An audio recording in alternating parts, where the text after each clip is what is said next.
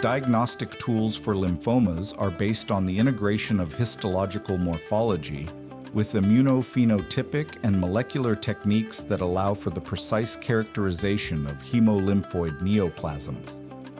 First, knowledge of the normal immunoarchitecture of lymph nodes is essential to identify alterations suggestive of malignancy, such as effacement of the cortical and pericortical structure or abnormal follicular expansion.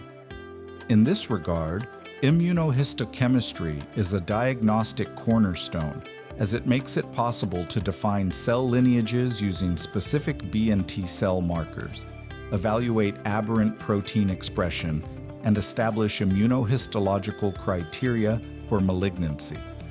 Complementarily, flow cytometry plays a central role in the assessment of hematological proliferations by allowing the simultaneous and multiparametric analysis of antigens in individual cells, which facilitates the detection of abnormal cell populations even in samples with low cellularity.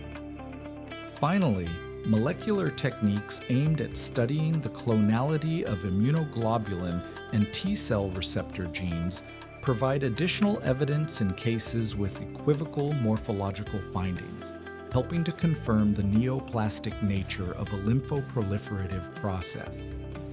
Overall, the diagnostic approach to lymphomas requires an integrated, systematic, and multidisciplinary strategy that combines morphological, immunophenotypic, and genetic criteria to achieve an accurate and clinically relevant classification.